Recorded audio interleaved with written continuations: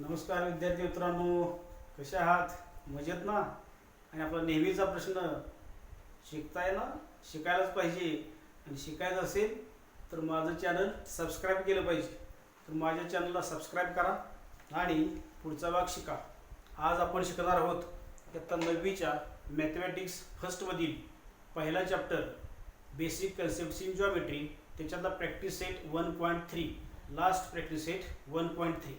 त्या 1.3 मध्ये काय काय शिकणार आहोत आपण? Conditional statements and their converse. Conditional statements म्हणजे काय? The statements which can be written in the form if then. The statements which can be written in the if then form. If then म्हणजे काय? जर तर. जर तरच्या स्वरूपात जे लिहिलेले असतात त्यांना काय म्हणायचं? Conditional statements. For example, if a quadrilateral is a rhombus. If a quadrilateral is a rhombus, then its diagonals are perpendicular bisectors of each other. काय म्हणलो?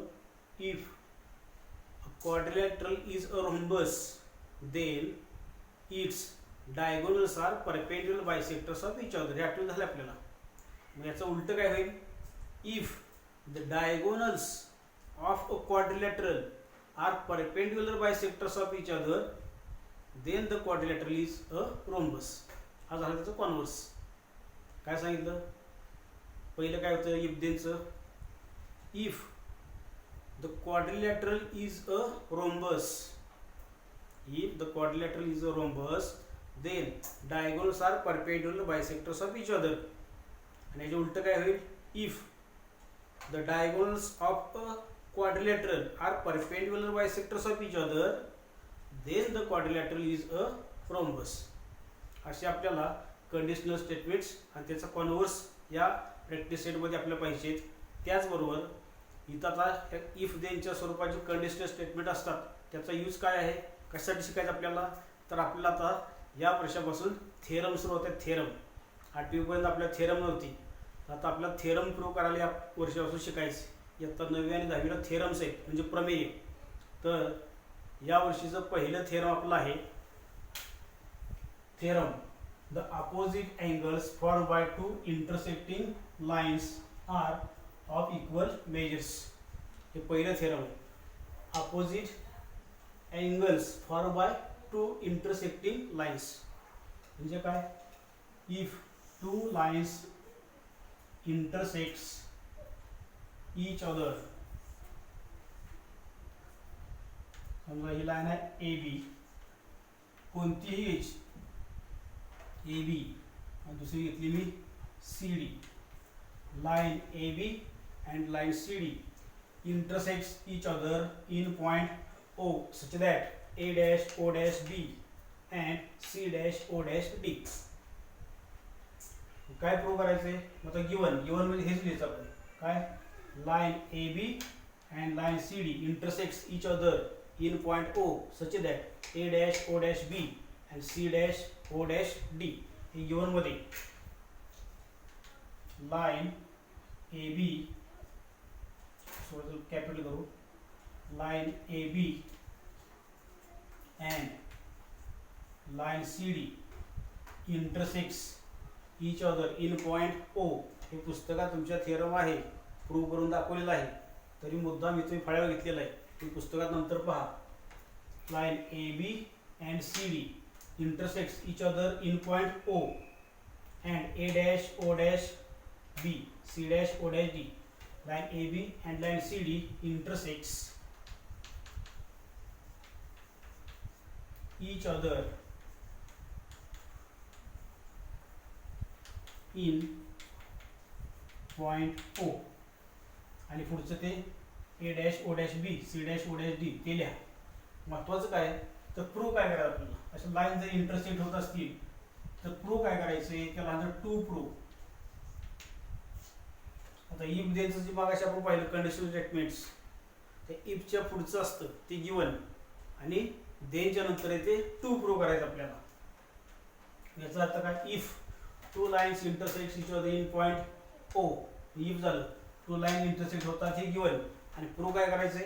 Opposite angles are congruent. हे टू प्रूव्ह मध्ये opposite angle कोणते घ्यायचे मग AOD आणि BOC. Opposite angle बघा, असा अँगल आणि हा एक पेअर जोडी कोणती AOD आणि BOC. ही पेअर कॉन्ग्रुएंट पाहिजे, म्हणजे त्यांची मापे समान पाहिजेत. दुसरी pair AOC is equal to BOD. आता टू प्रूफ पहिलं काय angle AOD is equal to angle AOD is equal to BOC. हे प्रूव्ह करायचंय, फर्स्ट नंबर येतो हे प्रूव्ह करायचं. आणि दुसरं काय प्रूव्ह करायचंय, दुसरी पेअर कोणती AOC is equal to BOD. Angle AOC is equal to angle BOD हे प्रूव्ह करायचं. आता प्रूफ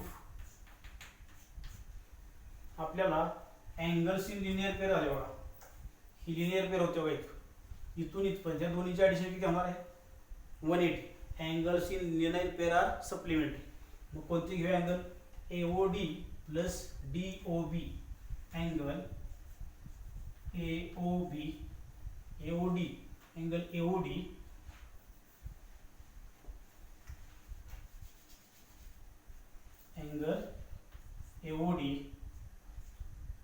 प्लस लिनियर पेअर मध्ये येतो आपण AOD angle AOD plus angle DOB plus angle DOB is equal to किती 180 डिग्री. ह्या नंबरमध्ये आपण फर्स्ट आणि त्याचं रिझन काय लिहायचं angles in a linear pair.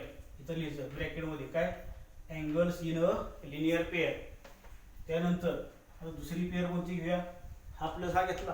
आता ह्या दोन्हीची ॲडिशन बघा, ही ह्या दोन्हीची 180 घेतली. आता इथून पुढे असे घेऊया हे दोन, म्हणजे कोणते measure of angle DOB plus BOC. DOB plus BOC. DOB plus BOC.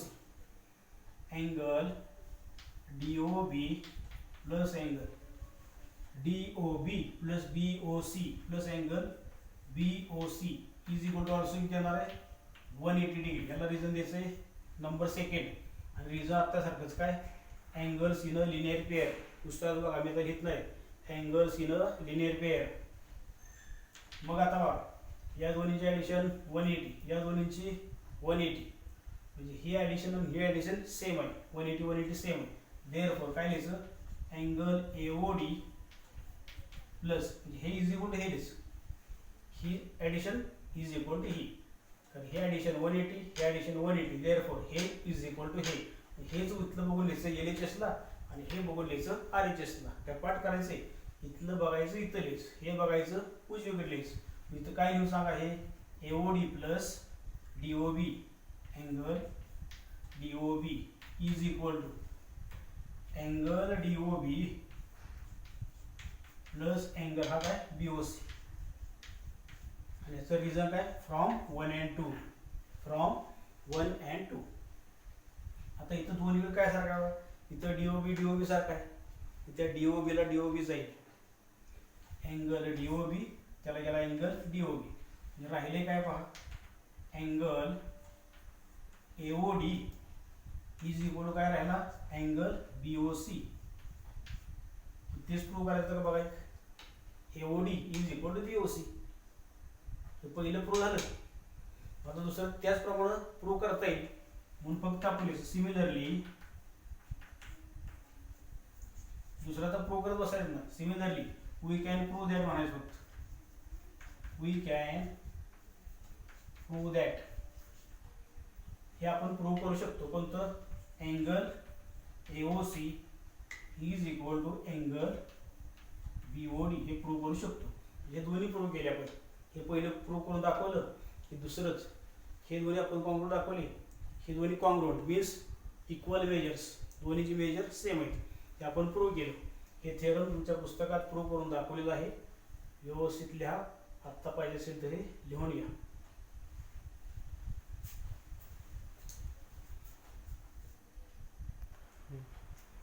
यानंतर पाहणार आहोत प्रॅक्टिस सेट 1.3.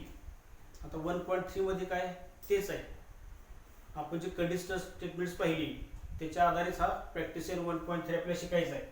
याचा पहिला क्वेश्चन आहे, write the following statements in if then form, म्हणजे जर तरच्या स्वरूपात लिहा. अगदी सोपा प्रॅक्टिस सेट आहे आणि तुम्हाला असला भाग इंग्लिशमध्ये झालेलाच आहे. इफ देन ही इंग्लिशमध्ये झालेली आपल्याला, जर तर अशी स्टेटमेंट. त्यातला पहिला क्वेश्चन आहे, the opposite angles of a parallelogram are congruent. Opposite angles of a parallelogram are congruent. आणि ह्या प्रॉपर्टी सुद्धा आपल्या आठवण झालीत. मग इफ देनच्या स्वरूपात लिहायचे. कसं लिहिणार मग? If a quadrilateral is a parallelogram, if a quadrilateral is a parallelogram then its opposite angles are congruent. बघा, the opposite angles of parallelogram are congruent, म्हणजे पॅरलोग्रामचे अपोजिट अँगल कॉन्ग्रुएंट असतात. मग इफ देनच्या स्वरूपात कसं?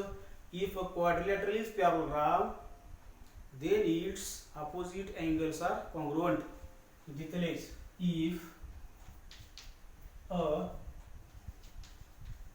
quadrilateral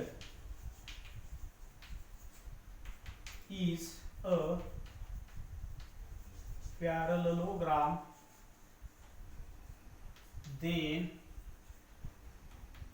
its opposite angles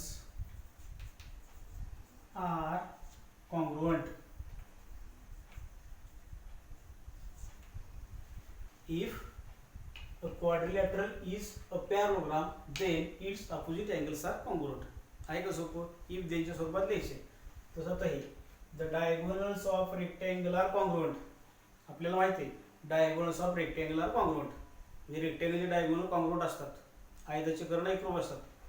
मग हे if देनच्या स्वरूपात लिहायचे. इफ म्हणजे एखादा चौकोन जर रेक्टँगल असेल, एखादा क्वाड्रिलॅटरल रेक्टँगल असेल तर त्याचे डायगोनल कॉन्ग्रुएंट असतात.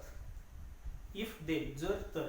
मग कसं बोलूया? If quadrilateral is a rectangle, if a quadrilateral is a rectangle, बरोबर ना? एखादा क्वाड्रिलॅटरल रेक्टँगल असेल, आयत असेल, then its diagonals are congruent. Then its diagonals are congruent. आता हे थोडंसं तुमच्या इंग्लिशवर आधारित आहे बघा. इंग्लिश तुम्हाला इफ देन जर समजत नसेल तर इथं काय समजणार नाही. इफ देन जर तर, त्याच्यानंतर थर्ड बघा, कारण मॅथमॅटिक्स मध्ये सगळ्या विषयाचं कॉम्बिनेशन आहे. सगळं लागतंय मॅथमॅटिक्स, सगळे विषय आले पाहिजेत. जर तर मराठीत बी आलं पाहिजे, म्हणजे मराठी बी आलं पाहिजे. इफ देन इंग्लिशमध्ये आलं पाहिजे. सायन्स आणि मॅथ्स तर ते एकच आहे. म्हणजे मॅथमॅटिक्स ज्याचं परफेक्ट तो ऑलराऊंडर, लक्षात ठेवा. ॲन्सर आता इथं बघा, ह्याचा डायरेक्ट मी तर तयार करू शकता बघा. In an isosceles triangle the segment joining the vertex and the midpoint of the base is perpendicular to the base. म्हणजे in an isosceles triangle म्हणजे कसला? आता हे काय मी पूर्ण लिहून दाखवतो, आपण डिस्कस करू. if two sides of triangle are congruent, only two sides, अशी असेल फिगर. हे वरचा तुम्ही तुम्हाला काय दाखवलं नाही, हे सगळं माहिती. पॅरलोग्राम कसा असतो, हा parallelogram. If a quadrilateral is parallelogram, then opposite angles are congruent. हे आपण पाहिलं. रेक्टँगल माहितीच आहेत, ते 5वी पासून शिकतोय आपण. आयसोस्केलेस ट्रायंगल बघा. In an isosceles triangle, the segment joining the vertex, segment joining the vertex. In an isosceles म्हणजे कसा? त्याच्या two sides congruent, A B congruent A C. तिसरी तेवढी नाही, तिसरी कॉन्ग्रुएंट आली तर तो इक्विलॅटरल ट्रायंगल होईल. दोनच साइड कॉन्ग्रुएंट आहे फक्त. If in an isosceles triangle the segment joining the vertex and the midpoint, vertex and the midpoint of the base, म्हणजे ह्या बेसचा काय मिडपॉइंट घेतला, बेसचा मिडपॉइंट हे आणि सेम असेल. आणि ह्याला जॉइनिंग करणारा हा सेगमेंट आहे. segment joining the midpoint and the base is perpendicular to the base. असं midpoint जोडत असेल तर तो याला परपेंडिक्युलर असतो. असं ते गिवन स्टेटमेंट आहे. आपल्या इफ देन मध्ये बनवायचे. मग कसं बनणार? इफ याच्या अगोदर if in an isosceles triangle, if in an isosceles triangle the segment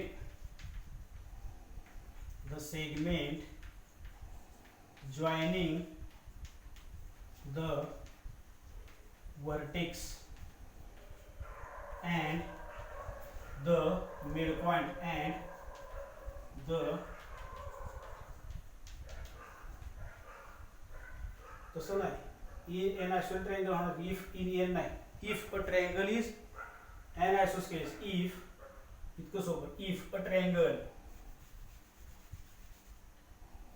हे चुकलं आपलं सगळं. if a triangle is isosceles triangle, if a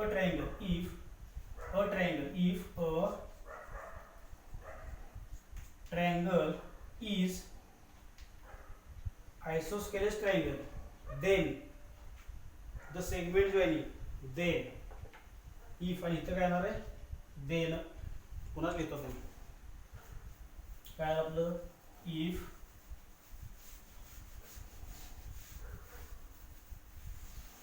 if a triangle is an isosceles triangle, असं isosceles triangle असेल तर होणार आहे Shruti. if a triangle is isosceles triangle, कारण in an isosceles triangle जे समद्विभुज त्रिकोणात असं होतं. म्हणजे हा समद्विभुज त्रिकोण असेल तर पुढचं सुरू होईल. म्हणून काय म्हणूया if a triangle is an isosceles triangle, then मग झालं पुढचं. if a triangle is an isosceles triangle, then बघा in an isosceles triangle काय होतं? then the segment joining the vertex and the midpoint of base is perpendicular to the base. बघा कसं वाक्य होईल. in an isosceles triangle मग आपण काय म्हणायचं? if a triangle is an isosceles, if a triangle is an isosceles triangle, then मग पुढचं सुरू होईल. then काय काय येणार द्यायच्या पुढं? then the segment joining the vertex and the midpoint of the base is perpendicular to the base. याच्या पुढे सगळं टाकायचं. कळलं का? किती छान आहे बघा. बघा पुन्हा in an isosceles triangle म्हणजे isosceles triangle मध्ये म्हणजे हा isosceles triangle असेल तर असं त्याचा अर्थ आहे. the segment joining the vertex, segment हा कसा? joining the vertex and midpoint of base, segment joining the vertex and the midpoint of the base म्हणजे ह्या वर्टेक्सला ह्या बेसच्या मिडपॉइंटला जोडणारा हा सेगमेंट तो कसा असतो? Base is perpendicular to the base. तो सेगमेंट कसा असतो? ह्या बेसला परपेंडिक्युलर, राईट अँगल फुल केली बघा, is perpendicular to the base. म्हणजे इफ देन कसं होणार?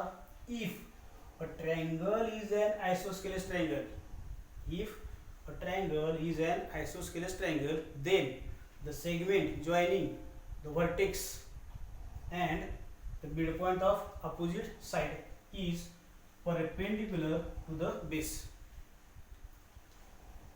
If a triangle is an isosceles triangle, then काय? the segment joining the vertex and the midpoint of the base म्हणजेच याच्या अपोजिटच्या साइडचा मिडपॉइंट म्हणजे midpoint of the base is perpendicular to the base. हा segment येतो हे बेसला perpendicular असतो. अशा पद्धतीने हा 1.3 मधला पहिला क्वेश्चन आपण पूर्ण केलेला आहे. व्यवस्थित लिहून घ्या.